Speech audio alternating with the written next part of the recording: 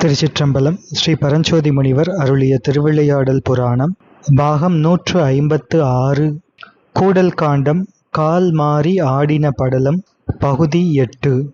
ஸ்ரீ பரஞ்சோதி முனிவர் திருவிளையாடல் புராணத்தில் கால் மாறி ஆடின படலத்தில் 8வது திருப்பாடலில் பரதநாட்டிய சாஸ்திரத்தை பற்றிய நுட்பங்களையெல்லாம் எடுத்துக் கூறி இவற்றையெல்லாம் கற்கின்றார் ஸ்ரீ ராஜசேகர பாண்டியனார் என்று அருளுகின்றார். அந்த வகையில் பாவமோடு ராகம் தாளம் இம்மூன்றும் பகர்ந்திடும் முறையினால் பரதம் ஆவையின் அங்கம் உபாங்கம் பிரத்யாங்கமே அலர் முகராகம் ஒவ்வொரு சீர் சால் கரப்பிரச்சாரம் உவமையில் சிறக்கருமம் தாவரு கரகேத்திரம் கரணம் தானகமே சுத்தசாரி என்று இந்த 8வது திருப்பாடல். இதில் நாம் பாவகத்தோடு ராகம் தாளமுமாகிய இந்த மூன்றையும் என்ற இந்த இடத்தில் பாவம் என்பதை பற்றி விரிவாக சிந்தித்திருக்கின்றோம். ராகம் மற்றும் தாளம் என்பவற்றை பற்றி பின்னர் சிந்திக்க இருக்கின்றோம். இதற்கு அடுத்தபடியாக இந்த பாவம் ராகம் தாளம் இந்த மூன்றையும் பரத நூல் முறைப்படி கூறும் என்று அருளுகின்ற ஸ்ரீ பரஞ்சோதி முனிவர் அந்த பரத சாஸ்திரத்திலே நாட்டிய சாஸ்திரத்திலே அங்கம் உபாங்கம் பிரத்யாங்கம் தன்மைமிக்க முகராகம் கூறப்படுகின்றது என்று அருளியிருக்கின்றார். அதற்கேற்ற வகையில் அங்கம் உபாங்கம் பிரத்யாங்கம் எவை எவை என்று நாம் சிந்தித்திருக்கின்றோம். இதற்கு அடுத்தபடியாக ஒளிதல் இல்லாத சிறப்பமைந்த கரப்பிரச்சாரம் என்று அருளுகின்றார் ஸ்ரீ பரஞ்சோதி முனிவர். இதற்குரிய விளக்கத்தை நாட்டிய சாஸ்திரம், பரத சேனாபதியம், மகாபாரத சூட்டாமணி இந்த நூல்களிலே நாம் பார்க்கின்றோம். கரப்பிரச்சாரம் என்பதை பற்றி மகாபாரத சூட்டாமணி கூறுகின்றது. கரப்பிரச்சாரம் என்பது கைகளுக்குரிய பிராணன்களை குறிப்பது. கைகளுக்குரிய பிராணன்கள் என்றால் கைகளுக்குரிய நகர்ச்சிகள். இவை 12 வகைகளாக இருக்கின்றன. அவைகள் பிரசாரணம், அங்குலிகளை முன்னீட்டல், குஞ்சிதம் வளைத்தல், ரேச்சிதம் அசைத்தல், புங்கிதம் பதாகாதி எதிராய் நீட்டல், பிரேரிதம் பிரித்த கை பிறகு நீளுதல், அபவேஷ்டிதம் கீழே சரிந்திருத்தல், உத்வேஷ்டிதம் மேலே நோக்கல், வியாவிருத்தம் வலப்பக்கம் நீளுதல், பரிவிருத்தம் நேரே நீளுதல், சங்கேத கரப்பிரச்சாரம். இந்த சங்கேத கரப்பிரச்சாரம் நிர்திஷ்ட சங்கேதம் என்றும் ஊகித சங்கேதம் என்றும் 2 வகைப்படும். நிர்திஷ்ட சங்கேதம் என்றால் கையை நில் என்று ஒன்றை காட்டுவது, ஜன்ம நாளை கொண்டு அபிநயிப்பது. ஊகித சங்கேதம் என்றால் கையை பொருத்தி காட்டுகையாலே யாருக்கும் ஊகிக்கும்படி காட்டுவது, ஸ்திரசங்களான பொருள்களுக்கு ஜன்ம நாள் கொண்டாடுவது, பெயர் கொண்டாடுவது அபிநயித்தல். இனி சங்கேதத்தால் அபிநயிக்க கூடியவை அவை சங்கேத நிர்ணயம் என்று கூறப்படும். ஆடை பணிகள் சர்ப்பம் பசு பக்ஷி முதலாக உள்ளவற்றுக்கும், ஸ்ருங்கார முதலிய நவரசங்களுக்கும், தித்திப்பு புளிப்பு முதலான 6 ருசிகளுக்கும், அங்கம் கலிங்கம் முதலான 56 தேசங்களுக்கும், நவரத்னம் உப்பரிகை கோட்டை வீதி தேர் நாகம் பரி ஆயுதம் காலாள் பெண்மை காது நாசி கண்கள் தனம் முதலான அவயவங்களுக்கும் சங்கேதத்தால் அபிநயிக்கலாம். இனி 11வது சின்ன கரப்பிரச்சாரம். ஆகாரம் முகம் நிரீக்ஷணம் நேர் நிற்பதோர் எல்லை பதாகம் ஆயுதம் பிரயோஜனம் தலங்கள் சேஷ்டை முதலிய ஸ்திரம் சரம் முதலாயுள்ள வஸ்துக்களுக்கெல்லாம் உள்ள 8 வித வேற்றுமைகளை பிரத்யக்ஷமாகவும் பரோட்சமாகவும் காட்டுவது அது சின்ன கரப்பிரச்சாரம் என்று கூறப்படும். 12வதாக பதார்த்த டீக்கம். 10 வித பேதங்கள் உள்ள வஸ்துக்களை தாம் நுட்பமாக அறிந்ததை பேச்சு இல்லாமல் கையால் காட்டி நிச்சயித்தல். இவ்வாறு கரப்பிரச்சாரம் என்பது 12 வகைப்படும். ஸ்ரீ பரஞ்சோதி முனிவர் கரப்பிரச்சாரம் ஒளிதலில்லாத சிறப்பமைந்த கரப்பிரச்சாரமும் என்று இந்த திருப்பாடலிலே குறிப்பிட்டிருக்கின்றார். இதற்கு அடுத்தபடியாக ஸ்ரீ பரஞ்சோதி முனிவர் ஒப்பில்லாத சிறக்கருமமும் என்று குறிப்பிடுகின்றார். நாட்டிய சாஸ்திரங்களில் மகாபாரத சூட்டாமணி இதனை சிறக்கருமம் என்னும் சிறப்பாணி கர்ம பிரகரணம் என்று விளக்குகின்றது. அவை பின்வருமாறு: உத்தூனனம் சிம்பி முளைவிடுகின்றது. ஸ்லேஷம் ஆலிங்கனம் செய்வது. விஸ்லேஷம் ஆலிங்கனத்தை விடுவது. ரக்ஷணம் அபயாஸ்தம். க்ஷேபம் தள்ளுவது. மோக்ஷணம் பிடித்ததை பிடித்தல். நிகிரகம் பிடித்ததை விடுதல். உத்கிருஷ்டம் கீறுதல். ஆக்ருஷ்டம் அறுக்குதல். விக்ருஷ்டம் கத்தரித்தல். திரோடனம் இழுத்தல். சேதனம் வெட்டுதல். தாடனம் அடித்தல். பேதனம் பிளத்தல். சுபோடனம் தெரித்தல். மோடனம் மத்திம விரல் வளைத்து முன்னீட்டல். ஆவாகனம் அழைத்தல். விசர்ஜனம் விடுதல். தர்ஜனம் அதட்டுதல். சிரப்பாணி கர்மம் சிரசும் கையும் கூடிய பாவம். இவை 19 என்று இங்கே கூறப்படுகின்றது. இனி ஸ்ரீ பரஞ்சோதி முனிவர் ஒப்பில்லாத சிரக்கருமம் என்று குறிப்பிட்டு அடுத்ததாக கெடுதலில்லாத கரகேத்திரம் என்று அருளுகின்றார். கரகேத்திரமும் கரகரணமும் என்று அருளுகின்றார். கரகேத்திரம் என்பது கரங்களை வைக்கும் இடங்கள் என்று பொருள். அதாவது அபிநயத்தில் கைகள் வைக்கப்படும் இடங்கள் அவை பாணிஸ்தானங்கள் அல்லது கரகேத்திரம் என்று கூறப்படும். அந்த இடங்கள் 13. அவை வலம், இடம், முன், பின், கீழ், மேல், தலை, நெற்றி, கன்னம், புஜம், மார்பு, வயிறு, பக்கம். இவற்றையன்றி வேறு இடங்களில் அபிநயித்தல் தகாது. க்ஷேத்திரம் என்பது தமிழில் கேத்திரம் என்று வருகின்றது. எனவே கரக்ஷேத்திரம் அல்லது பாணிஸ்தான பிரகரணம் என்பதனை ஸ்ரீ பரஞ்சோதி முனிவர் கரகேத்திரம் என்று அருளுகின்றார். அடுத்ததாக கரகரணம் என்று அருளுகின்றார். இந்த கரகரணம் பற்றி பரத முனிவர் நாட்டிய சாஸ்திரத்தில் 9வது அத்தியாயத்தில் மிக விரிவாக கூறுகின்றார். கைகளால் செய்யத்தக்க அபிநயங்கள் 64. அவற்றில் அசம்யுக்த ஹஸ்தங்கள் 24, சம்யுக்த ஹஸ்தங்கள் 13, நிருக்த ஹஸ்தங்கள் 30 என்று கூறப்படுகின்றது. அதில் அசம்யுத ஹஸ்தங்கள் என்பவை கரகரணங்கள் என்று கூறப்படுகின்றன. அவை 24 என்று நாட்டிய சாஸ்திரத்தில் கூறப்படுகின்றது. மகாபாரத சூட்டாமணியில் 28 என்று கூறப்படுகின்றது. அவை பதாக, திரிபதாக, கர்த்தரீமுக, அர்த்தச்சந்திர, அராள, சுகதுண்ட, முஷ்டி, சிகர, கபிஸ்த, கடகாமுக, சூசிமுக, பத்மகோச, சர்ப்பசிர, மிருகசீர்ஷக, காங்கூல, அலபத்ம, சதுர, பிரமர, ஹம்சாஸ்ய, ஹம்சபக்ஷ்ம, சந்தம் ச, முகுள, ஊர்ணநாப, தாமிரச்சூடம் என்று கூறப்படுகின்றது. இதை தெரிந்து கொள்வதற்கு முன்பாக கை மற்றும் விரல்களுக்குரிய தேவதைகள் கூறப்படுகின்றன. மணிக்கட்டுக்கு தேவதை பிரம்மா, அங்குஷ்டம் என்கின்ற கட்டை விரலுக்கு சதாசிவர், தர்ஜனி என்கின்ற சுட்டு விரலுக்கு மகேஸ்வரன், மத்திமை என்கின்ற நடுவிரலுக்கு ஹரி, அனாமிகா என்ற பவித்திர விரலுக்கு கணேசர், கனிஷ்டை என்கின்ற சிறு விரலுக்கு மன்மதன், அகங்கை உள்ளங்கைக்கு பானு, புறங்கைக்கு சந்திரன், நகத்திற்கு நட்சத்திரம், ரேகைக்கு தேவர் என்று கை மற்றும் விரல்களுக்குரிய தேவதைகள் கூறப்படுகின்றன. இனி அசம்யுக்த ஹஸ்த லட்சணமாகிய கரகரணம் என்ற ஒற்றைக்கை லட்சணம் அவை மகாபாரத சூடாமணி 28 என்றும் நாட்டிய சாஸ்திரம் 24 என்றும் சிலப்பதிகாரம் 33 என்றும் கூறுகின்றது. அதில் முதலாவது பதாகம். பதாகத்தின் தோற்றம் என்பது பிரம்மன் பரபிரம்மத்தை ஒரு முறை பார்க்க போன போது பதாகா என்கின்ற கொடி உருவத்தில் கையை நீட்டி ஜெய விஜயீபவ என்று ஸ்தோத்திரம் செய்தார்.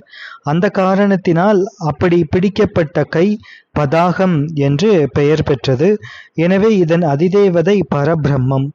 விரல்களை சீராக சேர்த்து நீட்டி வைத்துக் கொள்வது பதாகஹஸ்தம் எனப்படும். பதாகம் என்றால் கொடி, கொடியின் தோற்றத்தில் இருப்பதால் இதற்கு இந்த பெயர். இதை பல வகையாக வைத்துக் கொள்வதால் பல பொருட்கள் உணர்த்தப்படும். அதாவது பதாகஹஸ்தத்தை மேல் நோக்கி உயர்த்தி வைத்துக் கொள்ளுதல், பக்கத்தில் வைத்துக் கொள்ளுதல், கீழ் நோக்கி வைத்துக் கொள்ளுதல், உள்ளங்கையை முகத்திற்கு நேராக வைத்துக் கொள்ளுதல், உள்ளங்கையை திருப்பி வைத்துக் கொள்ளுதல், உள்ளங்கை மேல் நோக்கி இருக்கும்படி வைத்துக் கொள்ளுதல், பதாகஹஸ்தத்தை குறுக்காக வைத்துக் கொள்ளுதல், அசைத்து கொண்டிருத்தல், அசைக்காமல் வைத்துக் கொண்டிருத்தல் போன்றவற்றால் பல பொருள்களை உணர்த்தலாம். அடித்தல், குளிர்காய்தல், ஊக்கம் தருதல், மகிழ்ச்சி, அகங்காரத்துடன் கூடிய உரையாடல் என்பவற்றை உணர்த்துவதற்கு பதாக ஹஸ்தத்தை நெற்றி வரை உயர்த்த வேண்டும். நெருப்பு, மழைதாரை, மலர் மழை ஆகியவற்றை உணர்த்துவதில் விரல்களை சற்று அகற்றி அசைந்து கொண்டிருக்கும்படி இருக்கை பதாக ஹஸ்தங்களை இணைந்து அபிநயம் செய்ய வேண்டும்.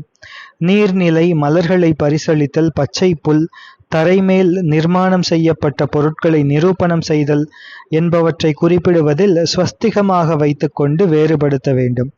காணப்பட்டும் காணப்படாததுமான நுட்பமான பொருளை, காப்பாற்ற வேண்டியதை, மறைத்திருப்பதை, அடர்த்தியானதை, மறைத்து வைக்க வேண்டிய பொருளை குறிப்பிட பதாக ஹஸ்தத்தை ஸ்வஸ்திக விட்சுதங்களாக செய்து கீழ்நோக்கிய முகம் கொண்டதாக வைத்துக் கொள்ள வேண்டும். இப்படி இன்னும் நிறைய இதனை பற்றி சொல்லப்பட்டிருக்கின்றது. இரண்டாவதாக திரிபதாகம்.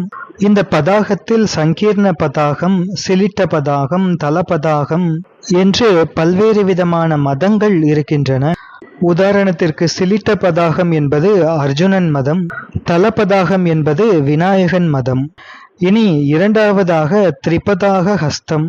மோதிர விரலை மடக்கி மற்ற விரல்களை சேர்த்து நேராக நீட்டி வைத்துக்கொண்டு பதாக ஹஸ்தத்தினால் அழைத்தல், இறங்குதல், விடுதல், தடுத்தல், புகுதல், முகவாயை பிடித்துக்கொண்டு முகத்தை உயர்த்துதல், வணங்குதல், எடுத்துக்காட்டு கூறுதல், பலவகை உரையாடல்கள், மங்கள பொருட்களை குறிப்பிடுதல், மங்கள பொருட்களை தொடுதல், உச்சந்தலை முகர்தல் அல்லது தொடுதல், தலைப்பாகை அல்லது கிரீடத்தை அணிதல், மூக்கையும் வாயையும் காதுகளையும் மூடிக்கொள்ளுதல் முதலியவற்றை உணர்த்துவதற்கு திரிபதாகம் பயன்படுத்தப்பட வேண்டும். ஹஸ்தம் மேலும் கீழும் ஆட்டிக்கொண்டிருக்கும் விரல் கொண்ட திரிபதாகை ஹஸ்தம் சிறு பறவைகள் பறத்தல், சிறு வெள்ளம், பாம்புகள், வண்டுகள் முதலியவற்றை குறிப்பிட வேண்டும். திரிபதாகை ஹஸ்தத்தில் உள்ள மோதிர விரலால் கண்ணீரை துடைத்தல், பொட்டு வைத்துக் கொள்ளுதல், முன் உச்சி மயிர்களை சீர்திருத்திக் கொள்ளுதல் போன்றவற்றை அபிநயம் செய்ய வேண்டும். குருவுக்கு பாத வணக்கம் செலுத்தும் போதும் திரிபதாக ஹஸ்தத்தை ஸ்வஸ்திகமாக வைத்துக் கொள்ள வேண்டும். விவாகத்தை குறிப்பிடுவதற்கு இவற்றின் முனைகள் சேர வேண்டும். மன்னனை காணும் போது இந்த கைகள் விடுபட்டு அசைந்து கொண்டிருக்க வேண்டும். கிரகத்தை பார்ப்பதை குறிப்பிடும் போது இந்த கைகள் குறுக்காக ஸ்வஸ்திகங்களாக வேண்டும். இந்த கைகள் தவசியை பார்க்கும்போது மேலே உயர்ந்தும் திருப்பிய முகங்கள் கொண்டவையும் துவார தரிசனத்தில் ஒன்றுக்கொன்று எதிர்நோக்கும் முகமாகவும் இருக்க வேண்டும். இனி மூன்றாவது கர்த்தரி முகம். திரிபதாகையில் ஆள்காட்டி விரலை நடுவிரலுக்கு பின்பக்கமாக வைத்து கொண்டால் அது கர்த்தரி முகம். வழிகாட்டுதல், கால்களில் பத்திரபங்கம் எனப்படும் செம்பஞ்சு குழம்பினால் கொடிகளைப் போல சித்திரங்கள் வரைதல், கோல் போடுதல் போன்றவற்றை உணர்த்துவதில் இந்த கை கீழ்நோக்கியும் மெல்லுதல், விலங்குகளின் கொம்புகள், கடிதம் படித்தல் முதலியவற்றை உணர்த்துவதில் மேல் பக்கத்தில் இருக்க வேண்டும். விழுதல், மரணம், குற்றம், பின்னோக்கி திரும்புதல், ஊகம், புதையல் முதலியவற்றை உணர்த்துவதில் விரல்களை கத்தரியைப் போல ஆட்ட வேண்டும். ருரு என்பது ஒரு வகை மான், சமரமிருகம், எருமை, தேவலோகத்து யானையான ஐராவதம், எருது, கோபுரம், மலையுச்சி முதலியவற்றை உணர்த்துவதற்கு அசம்யுக்த இணையாத கர்த்தரி முகத்தையும் இணைந்த கர்த்தரி முகஹஸ்தத்தையும் பிரயோகம் செய்ய வேண்டும்.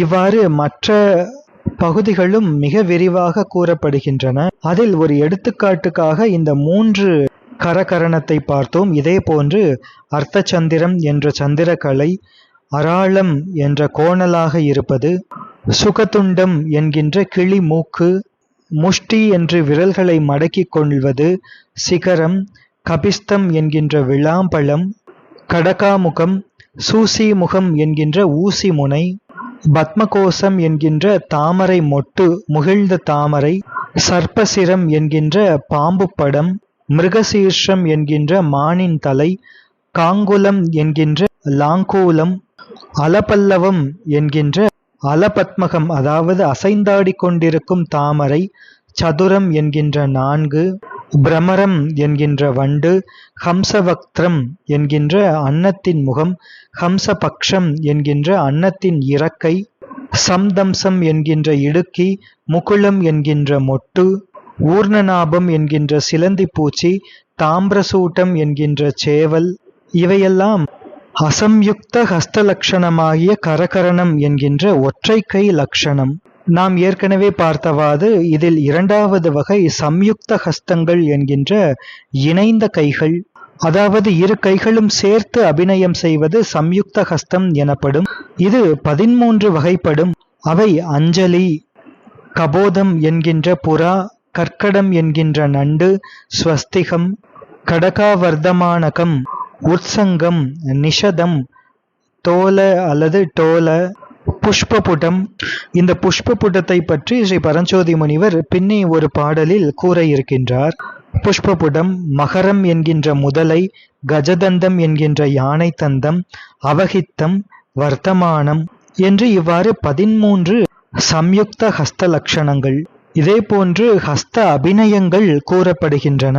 உத்கர்ஷணம் என்கின்ற மேல்நோக்கி இழுத்தல், விகர்ஷணம் என்கின்ற இழுத்தல், வியாகர்ஷணம் என்கின்ற வெளியே இழுத்தல், கைக்கொள்ளுதல் என்கின்ற பரிக்கிரகம், நிக்கிரகம் என்கின்ற மறுத்தல், ஆவாகனம் என்கின்ற அழைத்தல், தோதனம் என்கின்ற தூண்டுதல், இணைதல் என்கின்ற சம்சலேக்ஷணம், பிரிதல் என்கின்ற வியோகம், காத்தல் என்கின்ற ரக்ஷணம், விடுதல் என்கின்ற மோக்ஷணம், தெளிதல் என்கின்ற விஷேடம், தள்ளிவிடுதல் என்கின்ற தூணனம், துரத்தல் என்கின்ற விசர்க்கம், அச்சுறுத்தல் என்கின்ற தர்ஜனம், பிளத்தல் என்கின்ற சேதனம், உடைத்தல் என்கின்ற பேதனம், விரிதல் என்கின்ற ஸ்போடனம், முகிழ்தல் என்கின்ற சுருங்குதல், அடித்தல் என்கின்ற தாடனம் போன்ற செயல்கள் அனைத்தும் இந்த ஹஸ்தங்களால் அபிநயம் செய்யப்படும். அதே போன்று நாட்டிய தத்துவத்தை சார்ந்த ஹஸ்த பிரச்சாரம், கை அசைப்புகள் விளக்கப்படுகின்றன.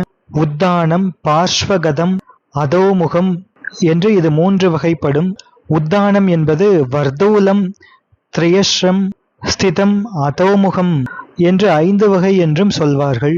அதே போன்று கருவிகரணம், செயல் என்கின்ற கர்மா, இடம் என்கின்ற ஸ்தானம், பிரச்சார யுத்தி என்கின்ற கையை நீட்டும் யுத்தி, செயல் என்கின்ற கிரியை முதலியவற்றை நன்கு உணர்ந்து உலக இயற்கையை ஆராய்ந்து அதற்கு ஏற்ப அபிநயங்கள் அமைய வேண்டும். உயர்ந்தவர்களின் உத்தமர்களின் ஹஸ்தங்கள் நெற்றிக்கு எதிராக செய்யப்பட வேண்டும். நடுத்தரமானவர்களின் ஹஸ்தங்கள் மார்புக்கு நேராக இருக்க வேண்டும். தாழ்ந்தவர்களின் கைகள் கீழ்நோக்கி இருக்க வேண்டும். மிக்க வருத்தம், நினைவிழத்தல், வெட்கம், அருவருப்பு, துக்கம், சோர்வு, கனவு, எதையும் செய்ய இயலாமை, செயலற்று போதல், தூங்கி வழிதல், அசைவற்று போதல், நோய், காய்ச்சல், அச்சம், குளிர், வெறி, விபத்து, பைத்தியம், கவலை, தவம், பணியால் துன்புறுதல், சிறைப்படல், நீரில் மூழ்குதல், பிதற்றல், பரபரப்பு, நகத்தை கிள்ளுதல் போன்றவற்றை குறிப்பிடும்போது ஹஸ்த அபிநயம் செய்யக்கூடாது. அவற்றை சாத்விக அபிநயம் மெய்ப்பாடுகளைக் கொண்டே குறிப்பிட வேண்டும். குரல் மாறுபாட்டினால் உணர்த்த வேண்டும் என்று எந்த சமயங்களில் ஹஸ்தங்களை கொண்டு அபிநயிக்க கூடாது என்பதும் விதிக்கப்படுகின்றது. அதே போன்று நிருக்த ஹஸ்தங்கள் கூறப்படுகின்றன. நிருக்தத்தில் பயன்படுத்தப்படும் ஹஸ்தங்கள் 30 வகைகள். அவை சதுரஸ்ரங்கள், உத்விருத்தங்கள், தலமுகங்கள், ஸ்வஸ்திகங்கள், விப்ரகீர்ணங்கள், அராள கடகாமுகங்கள், ஆவித்த வக்ரங்கள், சூசி முகங்கள், ரேச்சிதங்கள், அர்த்தரேச்சிதங்கள், உத்தான அவஞ்சிதங்கள், பல்லவங்கள், நிதம்பங்கள், கேசபந்தங்கள், லதைகள், கரிஹஸ்தங்கள், பக்ஷவஞ்சிதங்கள், பக்ஷ பிரத்யோதங்கள், கருடபக்ஷங்கள், ஹம்சபக்ஷங்கள், ஊர்த்துவ மண்டலிகள், பார்ஷ்வ மண்டலிகள், ரோம மண்டலிகள், ஊர பார்ஷ்வ ஊர்துவ மண்டலங்கள், முஷ்டிக ஸ்வஸ்திகங்கள், நளினி பத்ம கோசங்கள், அலபல்லவங்கள், உல்பணங்கள், லலிதங்கள், வலித்தங்கள் என்று 30 வகை நிருத்த ஹஸ்தங்கள் என்று கூறப்படுகின்றன. இவ்வாறு கூறிய எல்லா ஹஸ்தங்களிலும் கரணங்கள் 4 வகை. எனவே கரணங்களை சார்ந்த ஹஸ்தங்கள் 4 வகை. அவை ஆவேஷ்டிதம், உத்வேஷ்டிதம், வியாவர்த்திகம், பரிவர்த்திகம் என்பவை. ஆவேஷ்டிதம் என்பது கைகளை திருப்புவதில் சுட்டு விரல் முதலாக 4 விரல்களும் முறையே அபியந்தராவேஷ்டிதம், அதாவது மார்பை நோக்கி திரும்பி இருத்தல். உத்வேஷ்டிதம் என்பது மார்பு பகுதியிலிருந்து வெளிப்பக்கமாக திரும்பி இருத்தல். வியாவர்த்திகம் என்பது சுண்டு விரல் முதலாக 4 விரல்கள் முன்கூறியபடி மார்பு பகுதியை நோக்கி இருத்தல்.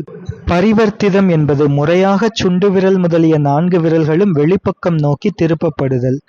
நிருத்தத்திலும் அபிநயத்திலும் முகம், புருவம், கண் ஆகியவற்றுடன் கூடிய அபிநய நிருத்த ஹஸ்தங்களால் கரணங்கள் நன்கு பிரயோகம் செய்யப்பட வேண்டும். அதே போன்று கரணங்களை சார்ந்துள்ள புஜங்களின் அசைவுகள் 10 வகைப்படும். அவை பக்கங்களில் அசைதல் என்கின்ற திரிய கதி தலைக்கு மேல் அசைதல் என்கின்ற ஊர்த்வ கதி, கீழ்நோக்கி அசைதல் என்கின்ற அதோமுக கதி, மார்பிலிருந்து கிளம்பி தலை மேல் பகுதிக்கு வருதல் அஞ்சித கதி, விசிறி போடப்படுதல் அபவித்த கதி, எல்லா இடங்களிலும் சுற்றுதல் மண்டல கதி, ஒன்றன் மேல் மற்றொன்று குறுக்காக இருத்தல் ஸ்வஸ்திக கத்வம், தன் பின் பக்கத்தில் வைத்துக் கொள்ளுதல் பிருஷ்டகதம், மணிக்கட்டு பகுதியில் திருப்புதல் உத்வேஷ்டிதம், நீட்டுதல் என்பது பிரசாரிதம் என்று ஹஸ்தங்களின் கரண விதிகள் கூறப்படுகின்றன. இதையே ஸ்ரீ பரஞ்சோதி முனிவர் கெடுதலில்லாத கரகேத்திரமும் கரகரணமும் என்று இந்த கரகரணம் என்பதனை இவ்வாறு இந்த 8வது செய்யுளிலே குறிப்பிடுகின்றார். இந்த 8வது செய்யுளிலே ஸ்தானகத்தை பற்றியும் சுத்தசாரியை பற்றியும் குறிப்பிடுகின்றார். அவற்றை தொடர்ந்து சிந்திப்போம். திருச்சிற்றம்பலம்.